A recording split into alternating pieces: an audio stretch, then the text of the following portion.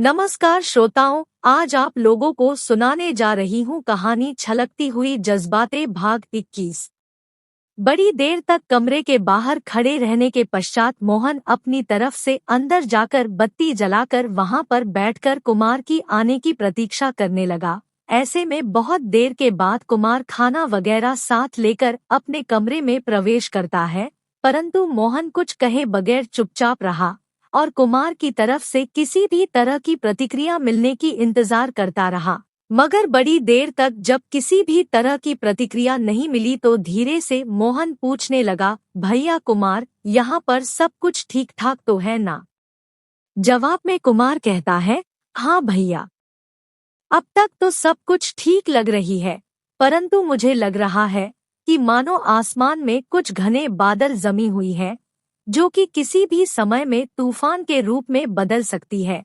अगर ऐसा हुआ तो इस तूफान की चपेटे में सबसे पहले तो हम तीनों ही आएंगे। कुमार की बातें मोहन समझ गया। ऐसे में बातों को आगे न बढ़ाते हुए वह चुपचाप रहा और रोज की तरह खाना खाकर सो गया। मोहन मन ही मन बीते हुए दोनों को याद करता रहा और सोचने लगा, पता नहीं क्यों यह लोग उस दिन मेरे नाव में चढ़े।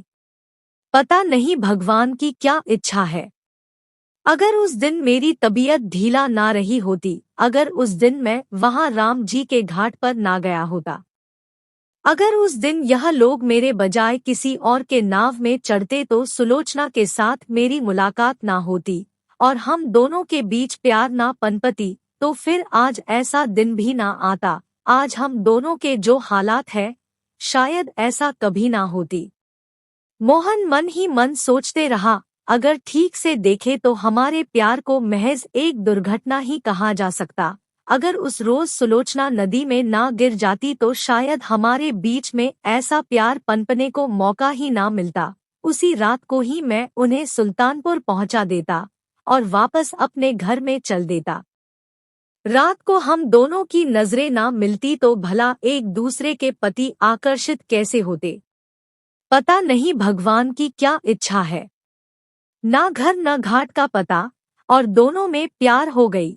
अब ऐसा स्थिति है कि दोनों एक दूसरे के बगैर रह नहीं सकते। भाभी जी ने ठीक ही कहा, शायद सुलोचना के मन में डर सी बैठ गई है कि मैं घर में पहुंचने के पश्चात वापस आऊं या नहीं। हो सकता है कि इसी कारण से ही वह मेरे साथ रवाना हुई है, परंतु अब क्या होगा। केवल 2-3 दिन और रह गई है। अब तो उसे यहाँ से जाना होगा। पता नहीं कहाँ जाएगी। मुझे तो अब तक उसकी घर की पता तक भी नहीं मालूम है। अगर मालूम होती है तो भी क्या करना। वह अपने घर में रहेगी और मैं अपने घर में।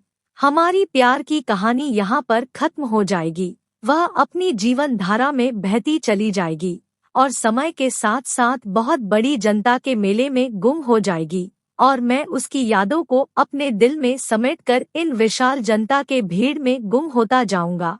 फिर एक रोज मेरे घर वाले किसी लड़की को दिखाकर कहेंगे, बेटा मोहन, हम लोग तेरा ब्याह करवाना चाहते हैं। मगर सुलोचना, हो सकता है कि नाटक मंडली के किसी से उसका ब्याह हो जाए और जीवन भर नाटक करती रहे। फिर एक दिन ढलती उम्र के साथ साथ कोई मौसी बनकर मीरा मौसी की जगह लेगी। ऐसे में कोई और सुलोचना उनके मंडली में आ जाएगी। उनके मंडली को जीवित रखने के लिए अब जो कुमार सुलोचना की मदद कर रहा है, एक दिन वह खुद मास्टर जी बन जाएगा। यह तो उनके पीढ़ी दर पीढ़ी चलती ही रहेगी। करवटें बदलते हुए मोहन रात काटने लगा तो सुलोचना भी तरह तरह के बातें सोचती हुई करवटें बदलती रहती है। क्या सचमुच प्यार में इतना पीड़ा सहनी पड़ती है? शायद इसलिए तो लोग कहते हैं कि प्यार में बहुत तकलीफ उठानी पड़ती है। पहले कभी पता ना थी कि प्यार किसे कहते हैं। क्या सचमुच नजरें मिलने से और 2-4 दिल की बातें कह देने से ही किसी के प्रति प्यार पनप जाती है? और अब इस तरह से उनके लिए मेरी मन प्राण रोती रहेगी, कभी सोची भी ना थी। आज तो यह हाल है कि एक पल भी उन्हें देखे बगैर अच्छा नहीं लगता। पता नहीं कल को क्या होगी। केवल 10-15 दिन ही तो हुई है हमारा प्यार, परंतु ऐसी लग रही है कि मानो कितने युग पुरानी है। हमारी प्यार एक एक पल एक एक युग की तरह लगती है। दिल चाहता है कि जीवन भर उनके बाहों में लिपट कर रह जाऊं और वैसे ही पूरी उम्र बीत जाए, मगर लगता है कि हमारे प्यार को ग्रहण लग गई है। यह मीरा मौसी और कमलाबाई मिलकर बड़ा चढ़ाकर बाबूजी को कहने से बाबूजी को मनाना मुश्किल हो जाएगी। ऐसे में हमारा बिछड़ना तय है और 2-4 रोज केवल रह गई है। अब मेला खत्म होने वाली है, पता नहीं अब कहाँ पर जाना होगा। अब तक तो ऐसी कोई भावना ही नहीं थी, था कहीं पर भी ले चले, परंतु आज समय बदल चुकी है। मेरी मन के मौसम में बदलाव आ गई है। अब तो मोहन को छोड़कर दूर जाने की मन नहीं करती। काश यह मेला कभी खत्म ना होती। रात बीतकर सुबह हो गई। रोज की तरह कुमार अपनी काम में जुट गया। मोहन अपने नाव पर चला गया। सुलोचना तथा उनके कमरे वाले सारे लोग बिस्तर पर पड़े आंखें मुंदी हुई सपनों की दुनिया में विचरण कर रही है। मीरा मौसी और कमलाबाई अपनी बातों में उलझी हुई है। मास्टर जी अपने बीड़ी पीने की शौक में बिस्तर पर आधे लेटे हालत में आंखें मूंद कर गहरा चिंता में डूबे रहे। कुमार अपनी केतली में चाय लेकर अपने बाबूजी तथा औरों को देने लगा। तभी मास्टर जी कहते हैं, कुमार चाय लाया है क्या? छोटी सी आवाज में जवाब देते हुए कुमार कहता है, जी बाबूजी। कुमार सभी को चाय पिलाकर वापस जाने लगा। तभी मास्टर जी आवाज लगाकर कहने लगे, बेटा तेरे दीदी। मास्टर जी की बातों को अनसुना सा करते हुए कुमार कोई जवाब दिए बगैर वहां से निकलने का प्रयास करने पर फिर से मास्टर जी कहने लगे, बेटा कुमार दीदी से कहना कि मुझसे मिले। जी बाबूजी कहते हुए कुमार अपने आप वहां से चला गया और सुलोचना को खबर करता है। ऐसे में सुलोचना मन ही मन तरह तरह के ख्यालों में खो जाती है और सोचने लगी, बाबूजी ने मुझे बुलाया है, जरूर कोई खास बात होगी। यह भी निश्चित है कि कल के विषय में ही बात करेंगे। पता नहीं यह मौसी और कमलाबाई उन्हें कैसी कैसी बातें बताई होगी। अब जो भी है, हमारे प्यार के बारे में छुपाए बिना उनके सामने खुलकर कहना ही बेहतर होगी। ऐसे भी मंडली में अब तरह तरह के उम्र के तरह तरह के लोग हैं। किसके मन में क्या चल रही है कह पाना मुश्किल है। ऐसे में क्या पता कि कौन किस तरह से बाबूजी को समझाई होगी।